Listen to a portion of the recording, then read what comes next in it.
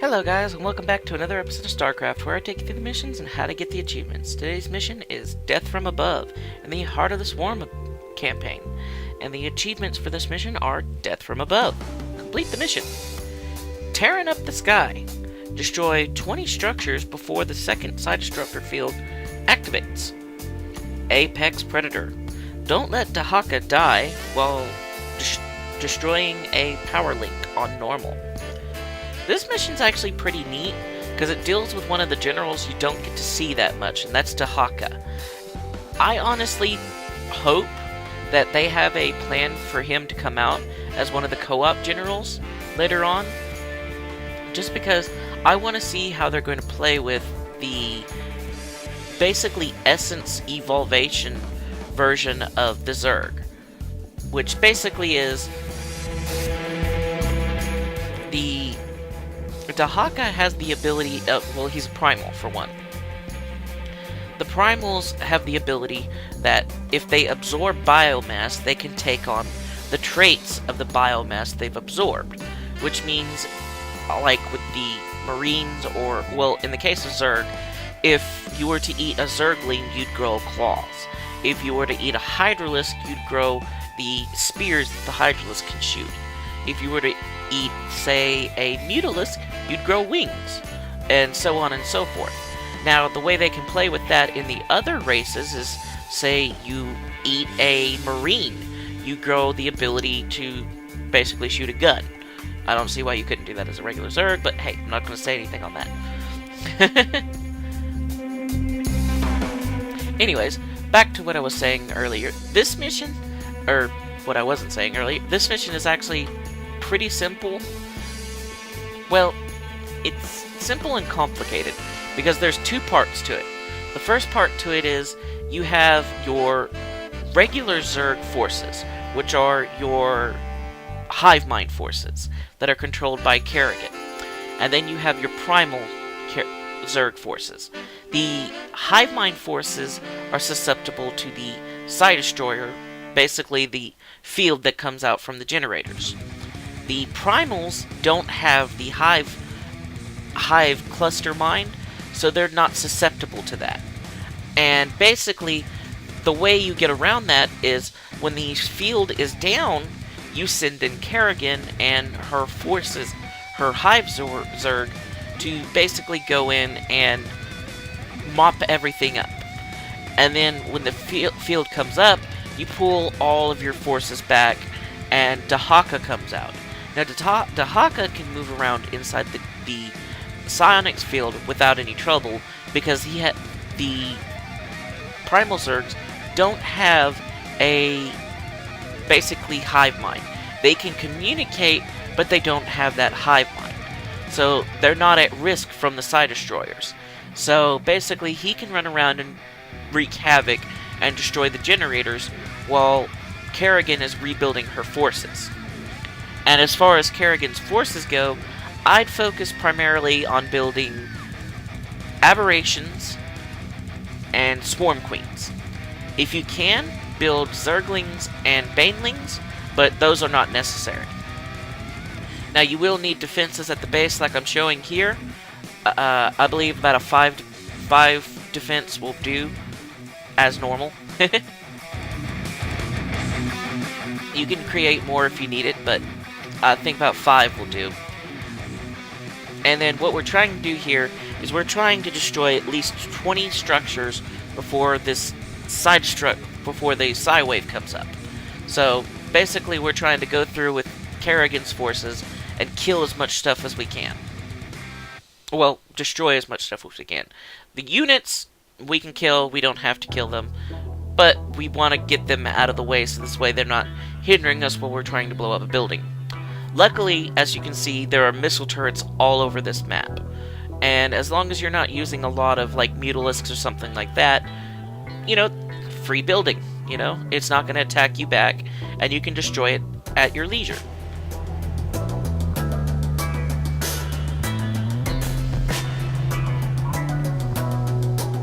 The reason I say use aberrations and swarm queens is because if you just focus on using Zerglings or Banelings, siege tanks will rip you apart because they are just so effective at dealing with crowd-based warfare.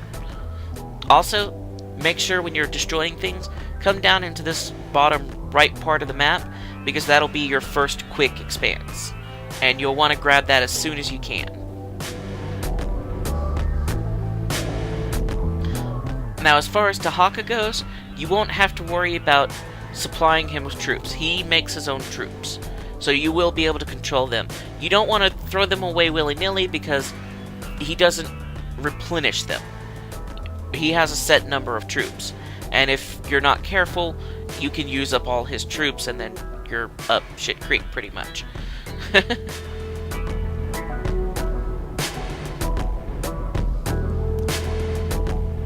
Alright, we got 3 minutes left before the second side disruptor comes out. Anyways, so during this, when the side disruptor is down, build up your Kerrigan forces using aberrations, using swarm queens, and using zerglings or whatnot. I say zerglings and banelings because this way you have that quick DPS, because swarm queens are nice, but they don't exactly have a lot of DPS. They have great healing, but not exactly a lot of DPS. Aberrations are nice. They have a big butt, which means they can take a lot of damage, but they don't exactly deal a lot of damage. So that's why you need the zerglings and the banelings. Banelings are great because if you turn them to where they can attack structures, they can take out buildings really, really fast. Zerglings are great because if you have them upgraded to the point, upgraded right, they can basically, whenever they attack anything, the armor of that target is reduced to 0. So it makes it really easy to take them down. So if they have bonuses or anything like that, doesn't matter, your armor's at 0.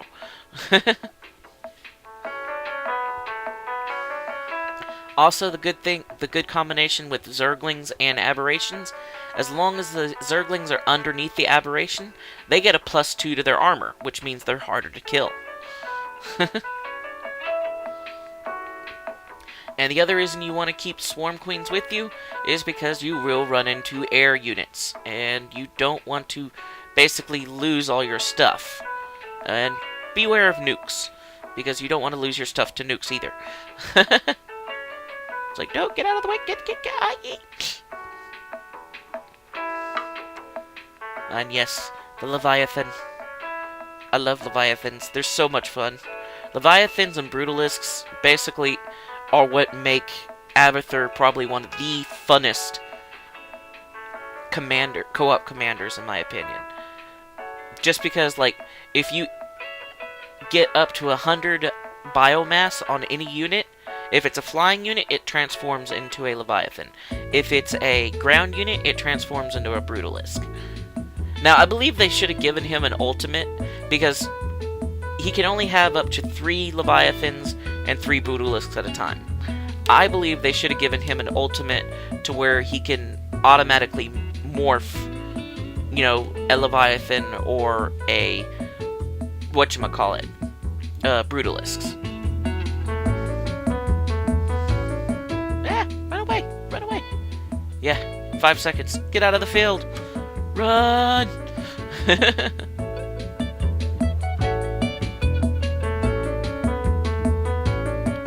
Alright, now it's Dahaka's turn. Make sure when you're playing Dahaka, do not hit F2, as I have done countless times. Because if you hit F2, all that forces you've been building while Dahaka's doing his assaults will be annihilated, pretty much. They'll be completely destroyed. And so that's one thing you want to be careful of. Make sure you're not hitting F2.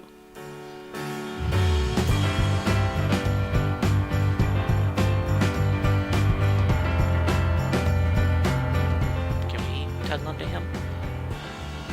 Yeah, this is the other cool thing about Dahaka, is he has that latch-on ability, so he can yoink tanks and stuff out over there. And the cool thing about it is it stuns them for a second, so it basically allows you to kill a tank for free because they can't react to you. So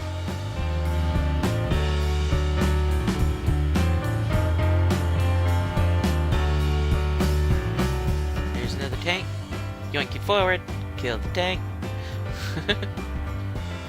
And his little puny marines. Also, Dahaka has a heal on him, so basically, as long as you keep your units close to Dahaka, they'll be fine. Now, I probably shouldn't have done that because it's like, ah. Hey, I never said I had perfect planning. And here I thought, oh, I'll just burrow. Oh wait, there's detectors all around me. Yes, remember that all missile turrets are detectors, so. While not all detectors are missile turrets, all missile turrets are detectors. Or something like that. And this is why you need defenses at home, because they will send attacks on your bases while you're out here playing with Dahaka. Dahaka Luki. Or however you pronounce his name.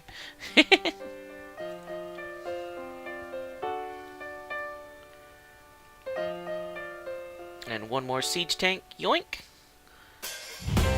And dead. And kill the missile turret just because.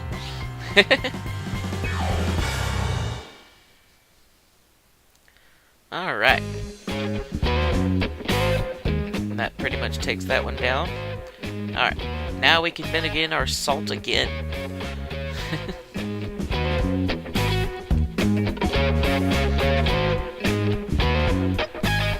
Come this way to kill this nuclear silo.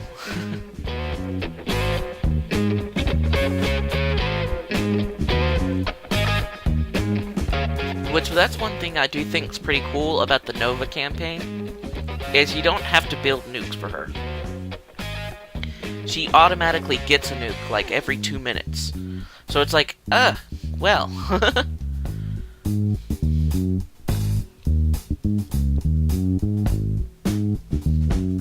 Which, that kind of scares me when they do decide to make her, because that's coming. They're going to make her a commander, but that kind of scares me when they do decide to make her a commander. Are her nuclear facilities going to work like that? And if they are, oh god. Because that basically means her ghosts will have permacloak, and all you have to do is build ghosts and build nuclear silos. Because basically the way that'll work is you build a bunch of nuclear silos, they automatically produce nukes, and then you just have ghosts run around to key points in the map, drop a nuke. Move a ghost a little bit further to the right, drop a nuke. Move a ghost a little bit further to the right, drop a nuke. Move a ghost a little bit further, and just do that all the way across the map, and just watch it like... How that doesn't end up with Fallout, I don't know. Which that would be an interesting crossover. StarCraft and Fallout. It's a super mutant versus an aberration. I'm betting on the aberration. Especially when you get into the actual size of stuff like Ultralisks, when they're actually bigger than, say, like a siege tank. And it's like, oh,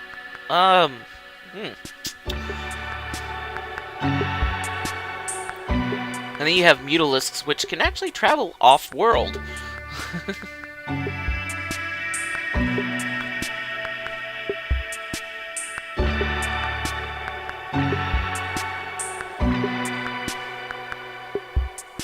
Dang, this mission went by a lot faster than I thought it would. Well, I guess that's what happens when you're using aberrations and queens underneath. Sounds like a weird porn title. Aberrations with queens underneath. Coming this fall. Well, that's no longer a porn title, but...